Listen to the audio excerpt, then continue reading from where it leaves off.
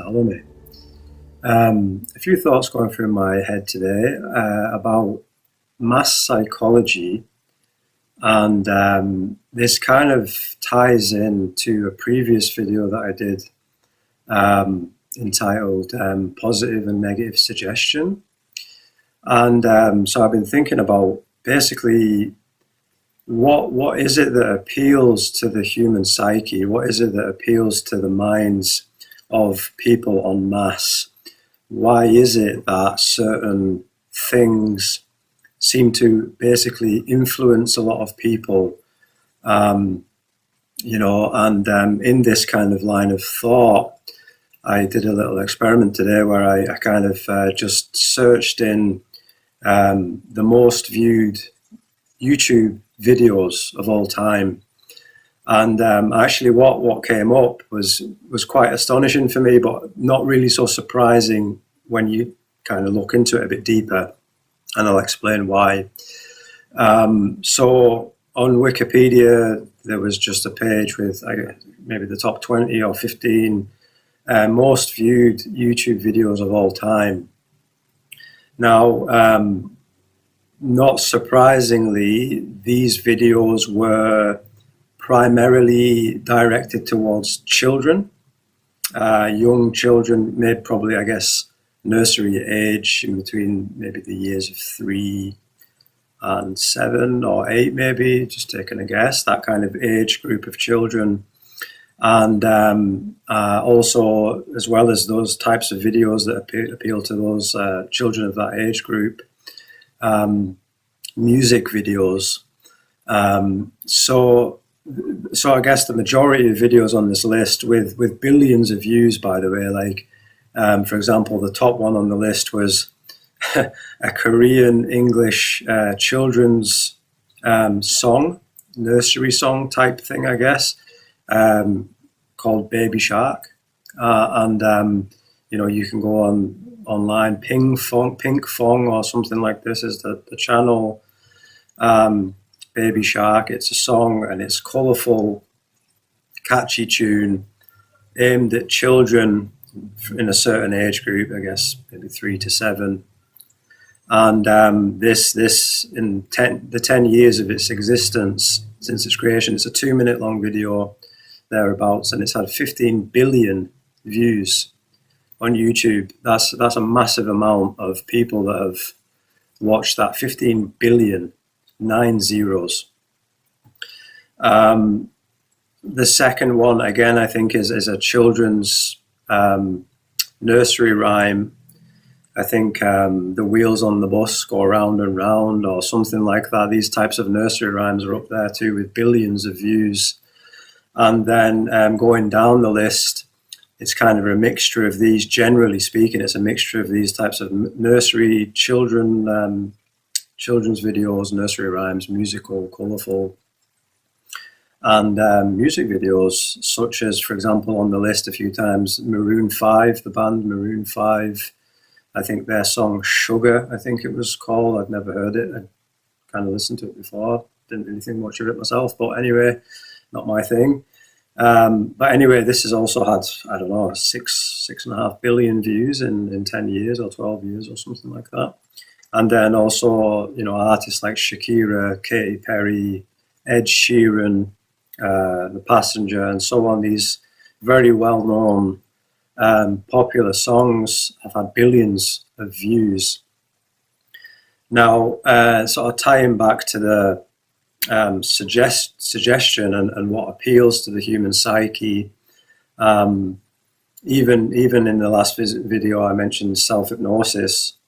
So the sort of common theme of the most viewed YouTube videos is that they, on the one hand, the ones that are directed towards children of that age group, these children are still in what's referred to, I think, as a hypnagogic state, a sort of state of mind for the first 7 years of the child's life that is said to be this hypnagogic state, where the child is essentially in a lower brainwave state that is very receptive and basically the child takes on everything. It's a receptive brain state. I think it's the theta state, maybe, or I'm not entirely sure. Low alpha brainwaves, or the exact brainwave pattern I'm unsure of. You can find that out. But essentially, this is a very impressionable time. So it doesn't surprise me that a well-made music video that has a rhythmic, catchy melody, colourful costumes, dancing, singing, and so on. This is obviously going to appeal. It has all the elements of a hypnotic. You've got the music, the rhythm, the colour, and so on. This is very the light. This is all things that appeal to the human psyche, that appeal to the thoughts and feelings of the human being, and make it very impressionable. It's very impressive to the human mind. So yeah, and then the music videos that are generally tailored towards adults or teenagers and young adults and old adults, they're also the same. It's music. It's in some cases, like for example with the Katy Perry video that I watched, it's music, catchy rhythm, sort of entrancing melody, colourful costumes, light. It's hypnotic. It's truly hypnotic, and these are the hallmarks of appeal, of basically how to appeal to the subconscious mind of the human being, how to influence it. It's a very memorable and very impressive situation, very impressive technique, I guess. Now, that's not to say that the people that have made these videos or whatever knew this. I'm not sure if they were consciously acting in this way to gain followers and support. I don't think this is necessarily the case. I just think that it happens to be that the content that was created strikes in the right places with regard to appealing to the human mind. Again, to repeat those elements: music, entrancing melodies, rhythmic, drumming or hypnotic rhythms, steady rhythms, repetitive rhythms in certain ways, certain frequencies, colors, costumes, acting. Like when a human being or several human beings act, they, like a role playing of something, to act a scene. Theatre. This is very popular. Also, one thing as well that sort of I've thought about is the other things that appeal to human beings is in this day and age, that are, I guess, not so much in line with this kind of this effects on the subconscious, the hypnotic type stuff that deals with music, rhythm, color, role playing or acting, and lighting and so on and so forth, and even words as well. Like for example, certain words or certain statements, certain sentences contained within the music. It's very impressive. So the other things that seem to appeal to human beings in this day and age that I don't think are necessarily to do with this as such, but just to do with more so like, how to say this, I guess, a lack of a clear understanding of life, what it means to be alive, and what we should do as human beings, how we should live and how we should interact with the natural world and so on. Many, for example, on YouTube, videos that are very popular are often to do with like entertainment, which again, I guess comes back to acting and screenplay, but then also money, making profit, luxury, but also comedy. Like humor is something that really appeals to people, and you'll find that for example, on YouTube, I'm just kind of using YouTube as an example because you can really get an idea of what people are interested in, what appeals to people. Like the more people that watch, for example, a video, this is telling you something about the psychology of the masses in general, although it doesn't cover the whole planet, obviously. But if a video has had 50 million views within like a week, you can be sure that there's a reason why that appeals to people for whatever reason. So yeah, there's certain aspects of this that I feel like fall into the realm of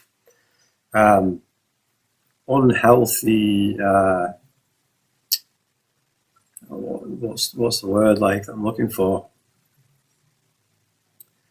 An unhealthy kind of psyche, I guess, not really being in tune with the sense of life, how to be a true human being, what we should focus on and what we should do.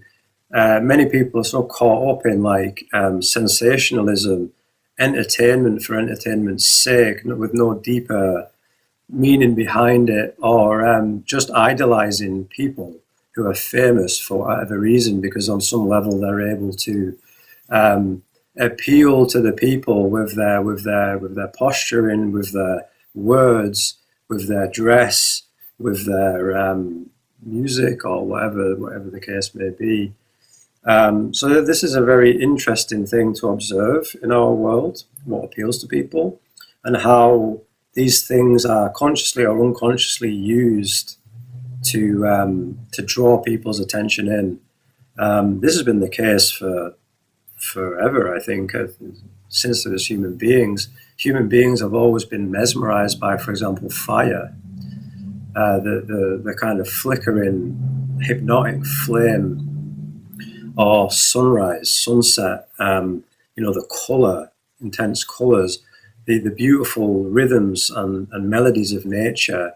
I think this has a positive hypnotic effect on human beings, and it allows them to enter into certain states of consciousness with corresponding brainwave activity, for example, that allow us to feel relaxed, at ease, calm, focused, creative, musical, and so on and so forth.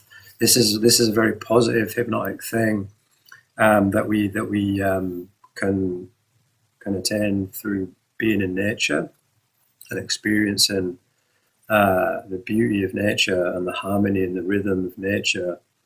So I guess there's just a few thoughts going through my head that I thought I would share, and thank you for listening, and for this time, Saleh.